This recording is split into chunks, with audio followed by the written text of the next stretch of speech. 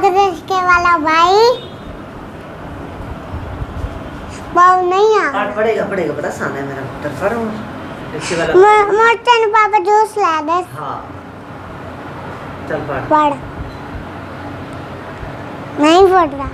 करने वाला अरे तुम नहीं सुना दे आप सारी आकाश के वाला भाई तुमने घंटी क्यों बजाई मेरी गुड़िया नीचे आई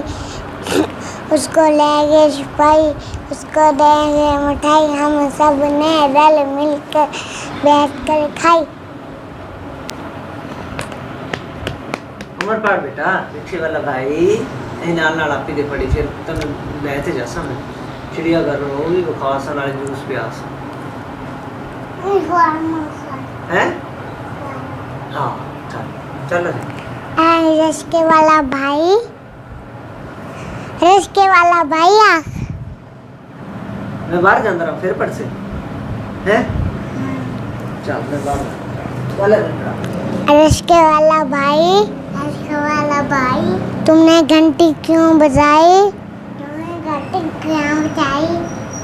मेरी गुड़िया नीचे आई उसको ले गए सिपाही